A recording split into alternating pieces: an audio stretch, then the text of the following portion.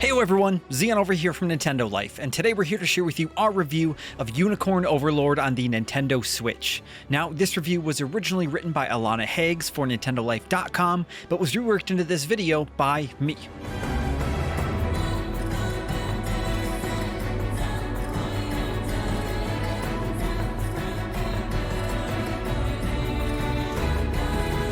How do you follow up a game like 13 Sentinels Aegis Rim? Before that ambitious, phenomenal sci-fi adventure, the developer Vanillaware found its niche in creating rich, beautiful-looking worlds, often with a magical medieval twist. While some of their games tackled traditional Western fantasy, and others jumped back to Edo, Japan, Unicorn Overlord marks the developer's return to the former, taking place in a fantasy realm overtaken by an evil lord. This sounds like quite the exact opposite of 13 Sentinels' winding plot, but Unicorn Overlord is ambitious in an entirely different way. It's absolutely brilliant, effortlessly blending multiple systems to create a wonderful tactical RPG with a twist.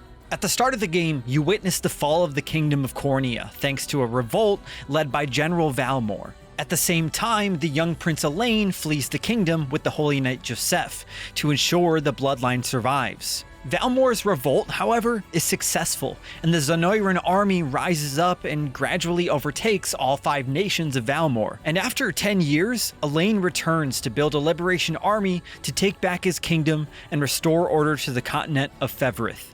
Now, the first things that'll probably sweep you away in Unicorn Overlord are the beautiful visuals and the incredible music. This is what the developer Vanillaware is primarily known for, and on Switch, it looks and sounds like an absolute dream, both docked and undocked. We didn't encounter any technical issues on our OLED in almost 60 hours, and the only difference appears to be slightly longer load times and lower resolution compared to PS5. But we're talking about a strategy RPG here, which requires hours of playing around and engaging in myriad mechanics, and it's perfect for a handheld. Even from just a few hours in, you can absolutely tell that Unicorn Overlord isn't Vanillaware's first brush with strategy and tactical gameplay. Every single encounter feels carefully crafted, with multiple maps with winding paths, alternating terrain, watchtowers, obstacles, and even ballista and catapults to navigate around. No 2 maps are the same, and every enemy unit you come up against requires careful consideration and planning ahead of time. Early on, the game throws relatively easy units at you: soldiers on horseback, hoplites using huge shields, magic casters, and so forth. All of these are weak to different types of units. Cavalry is vulnerable to flying units such as Griffin Riders and winged soldiers, while hoplites are weak to magic attacks. As you progress though, you'll come across a mix of classes within a unit. One unit may be led by a Doom Knight, a horseback unit that relies on draining its own health to deal high damage. But they might also have hunters, bow-wielding classes that are strong against flying foes.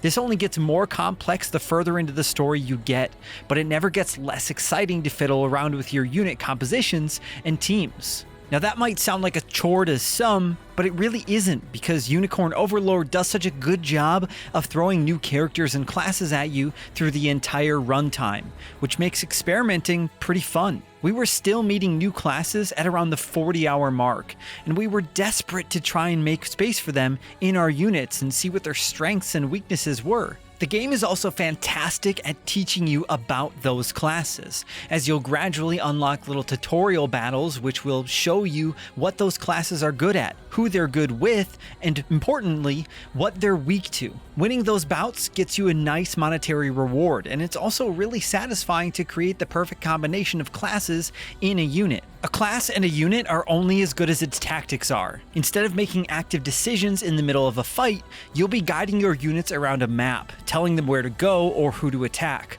so setting up the right tactics is crucial to victory. If you've ever played Final Fantasy XII, these are like gambits where you essentially program a character's actions depending on the situation.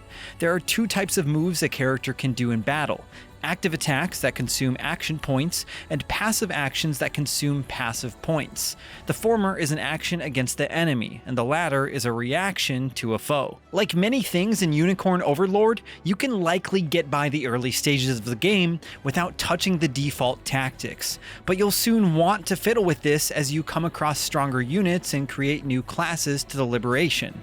Weapons and armor can also grant new types of tactics, which add to the character's pool of options.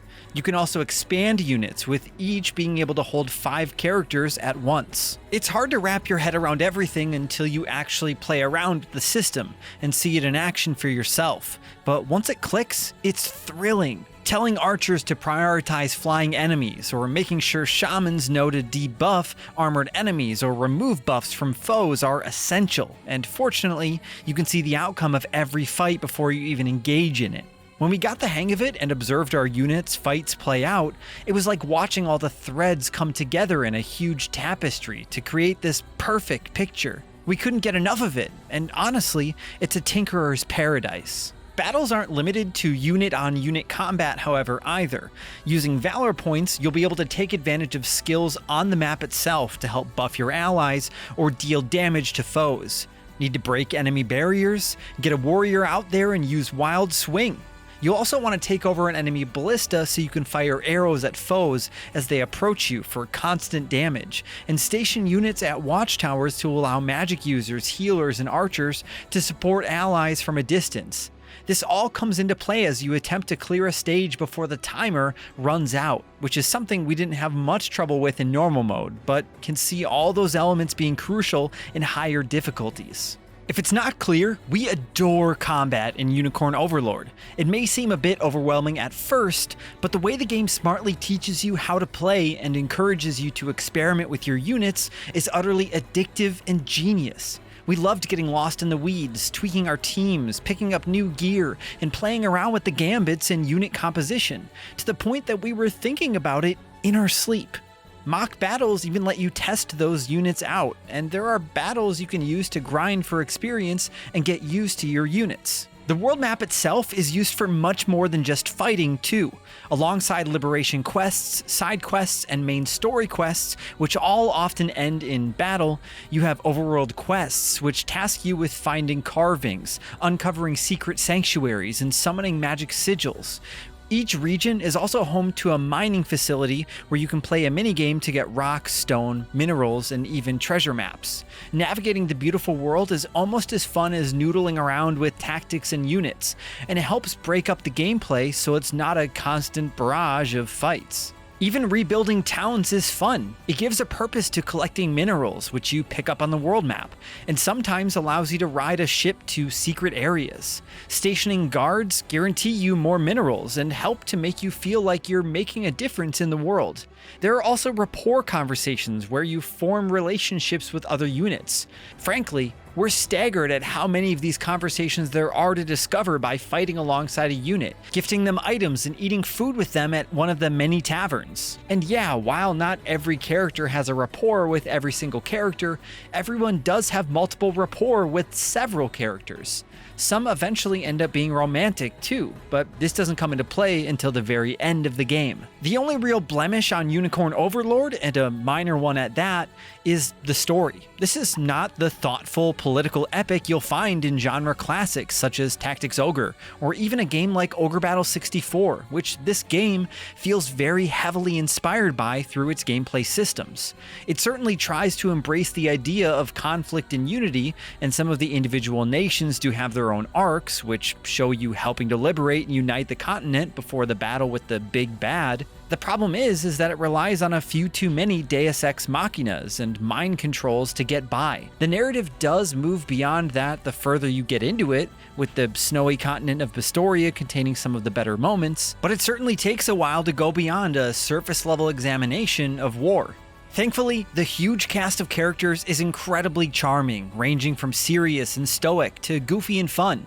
Here is where the game evokes Fire Emblem more than Tactics Ogre. You'll find how Travis, a former member of the Tricorns, was ousted from the group and goes into his relationships with other members. Then there's Melisandre, a noblewoman and swordswoman who is a bit obsessed with Elaine. Every character has their own identity and personality, and with 64 different characters, some do fade into the background more than others, but it doesn't feel half-baked, and no conversation takes up more than a minute or two. Honestly, the attention to detail in every little aspect of the game is astonishing, and the fact that it all feels fun, useful, or engaging is a triumph. Even amidst a huge strategy RPG boom, Unicorn Overlord stands out. It's a smorgasbord of visual delights, intricate systems, and addictive gameplay loops that all come together to create a delightfully thrilling and deep tactical RPG. It's so easy to get absorbed into everything the game offers, and we lapped it all up. Vanillaware has long been known for creating beautiful looking games with unique twists on genres, but with 13 Sentinels and now Unicorn Overlord, this developer should be on absolutely everyone's radar. We here at Nintendo Life give Unicorn Overlord on the Nintendo Switch a 9 out of 10.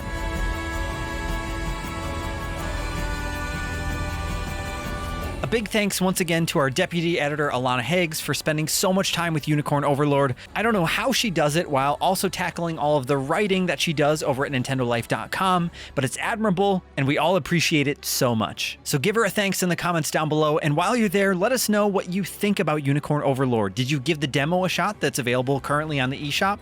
I heard it's pretty long, and all of your save data transfers over. And of course, if you've enjoyed this video and you want to see more videos like this, then why don't you transfer over your save time to that subscribe button and then ring that notification bell to be notified whenever we put up more videos like this. Thank you all so much for watching. I'm Xeon from Nintendo Life. Stay safe out there, and we will see you all next time.